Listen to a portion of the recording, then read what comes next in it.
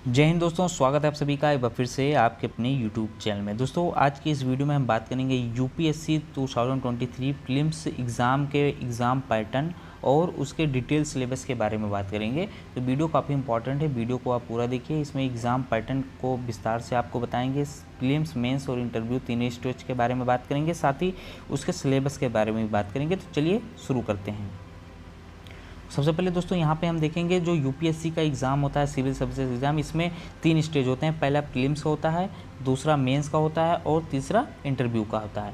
तो यहाँ पे हम प्रीलिम्स की बात करने वाले हैं। तो प्रीलिम्स में 2 पेपर होते हैं, एक जीएस फर्स्ट का पेपर होता है, दूसरा जीएस सेकंड का पेपर होता है, जिसको हम सीसैट के नाम से भी जानते हैं। ठीक है, ये जो पेपर होता है इसके आधार पे आपको मेंस में बैठने का मौका मिलता है। और ये जो सेकंड पेपर है ये क्वालिफाइंग पेपर होता है। इसको आप जब तक आप क्वालिफाई नहीं करेंगे तब तक आपका ये जो फर्स्ट पेपर है ये एवेल्यूएट नहीं होगा, यानी इसको आपको चेक नहीं किया जाएगा।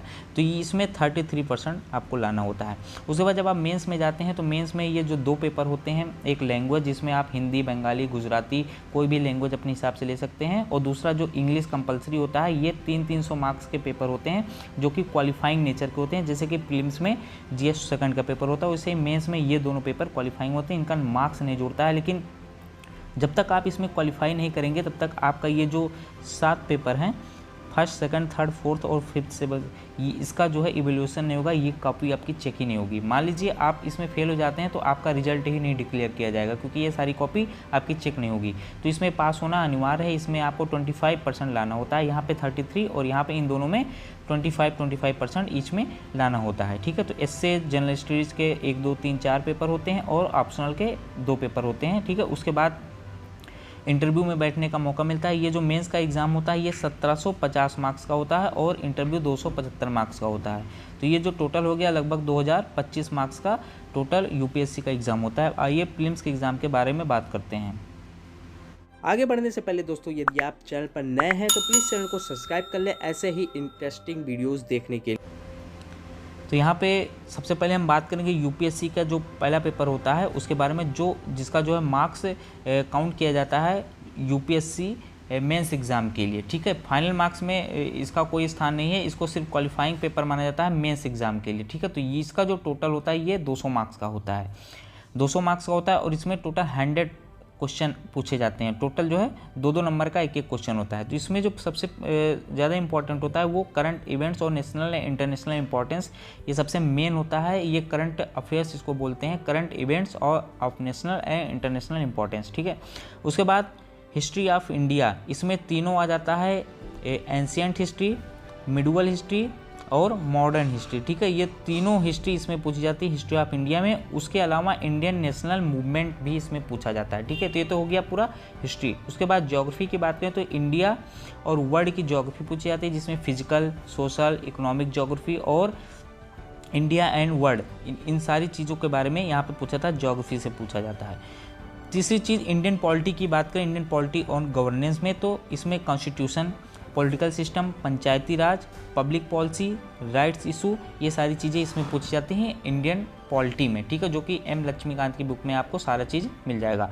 दूसरा इकोनॉमिक्स की बात करें तो economic and social development, sustainable development, poverty, demographic and social sector के जो इनिशिएटिव्स होते हैं, ठीक है, प्राइमरी, सेकेंडरी और टर्सरी, ये सारी चीज़ें इसमें इकोनॉमिक्स से रिलेटेड पूछी जाती है, इकोनॉमिक्स के अंडर पूछी जाती है। ठीक है, उसके अलावा जो है जनरल इशूज़ ऑन इन्वायरमेंट पे पूछा जाता है, इकोलॉजी, बायोडाइवर्सिटी और क्लाइमेट चेंज, इन सारी चीज़ों पे जनरल इशूज़ जो आपके सिलेबस में हैं वो चीज़ें इन पे पूछी जाएंगी। साथ में इनसे जो करंट अफेयर्स से रिलेटेड होते हैं ये सारी चीज़ें भी यहाँ पे पूछी जाती हैं। यानी करंट अफेयर्स और स्टैटिक का जो पार्ट है उसको मिक्स करके इसमें पूछा जाता है। तो environment, ecology, biodiversity, climate change, इनसे लगभग हर साल 10 से 12 क्वेश्चन हर बार आता है। ठीक है, तो काफ़ी इंपॉर्टेंट पार्ट है ये यूपीएससी प्रीलिम्स के। उसके बाद जनरल साइंस की बात करें तो जनरल साइंस में आपका जो है जैसे कि बायो होगा, बायोलॉजी हो गया, केमिस्ट्री हो गया, तो जनरल जो साइंस है उसमें पूछे जाते हैं। तो क्लास 10th लेवल का जो है साइंस का जो है आपका बुक है उससे आपका कंप्लीट हो जाएगा, तो जनरल साइंस में पूछी जाती है। तो ये तो हो गया यूपीएससी प्रीलिम्स जीएस 1 की बात। ठीक है, तो इसका जो मार्क्स जो है काउंट किया जाता है यूपीएससी मेंस में बैठने के लिए, इसके आधार से मेरिट निकाली जाती है, कट ऑफ निकलता है इसी के आधार पे। अब बात करते हैं दूसरे पेपर के बारे में। तो ये जो दूसरा पेपर होता है यूपीएससी का, ये सीसैट होता है, ठीक है, सीसैट के नाम से इसको जानते हैं। तो इसमें जो है टोटल जो 80 क्वेश्चन होते हैं, ठीक है, 80 क्वेश्चन होते हैं।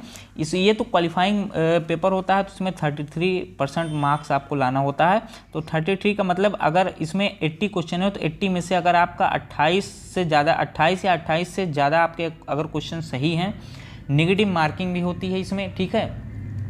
तो अगर आप का कोई भी गलत नहीं है, नेगेटिव मार्किंग इसमें होता है, 28 से ज़्यादा आप क्वेश्चन सही कर लेते हैं तो आप जो है इसमें लगभग 66 से 68, ठीक है, 68 नंबर अगर आपका इसमें आ जाता है 200 में से, तो आप जो है यूपीएससी की सीसैट में क्वालिफाई हो जाएंगे। यानी 80 में से आपका अगर 28 क्वेश्चन सही आते हैं तो आप इसमें क्वालिफाई हो जाएंगे, जिसमें comprehension, interpersonal skills including communication skill ये पूछी जाती है, logical reasoning and analytical ability इसमें पूछी जाती है, decision making and problem solving, उसके अलावा जनरल मेंटल एबिलिटी और बेसिक न्यूमरेसी जो जिसमें जो मैथ्स में आ जाता है आपका numbers and the relations, orders and magnitude, ये जो है चीज़ें आपका सीसैट में आ जाती है। 10th लेवल का जो मैथ पूछा जाता है, उसके अलावा जो है आपका रीजनिंग हो गया, कॉम्प्रिहेंशन से क्वेश्चन आते हैं, ठीक है, इंग्लिश में कॉम्प्रिहेंशन दिया जाएगा, उससे क्वेश्चन आपको पूछा जाएगा, इंटरपर्सनल स्किल, ये लॉजिकल रीजनिंग, ये सारी चीज़ें, डिसीजन मेकिंग काफ़ी इंपॉर्टेंट है, प्रॉब्लम सॉल्विंग, ये जो पार्ट है आपका, ये आपका जो है यूपीएससी मेंस के GS 4 में भी काम आता है, ठीक है। तो इतना जो है जो सिलेबस है ये यूपीएससी सीसैट का सिलेबस है, और उसके पहले मैंने आपको GS फर्स्ट का सिलेबस बताया, तो इसमें सारी चीज़ें मैंने आपको डिटेल से बता दी। यदि अभी भी कोई डाउट हो आपको तो आप कमेंट सेक्शन में कमेंट करके बता सकते हैं, या फिर हमारा जो है कमेंट बॉक्स में मैंने अपना इंस्टाग्राम का ID पिन किया हुआ है, वहाँ पे भी आप हमको फॉलो कर सकते हैं, और अगर कोई डाउट हो तो आप वहाँ भी कोई क्वेश्चन भी पूछ सकते हैं। मैं पूरी कोशिश करूँगा आपके किसी भी डाउट को क्लियर करने का, ठीक है।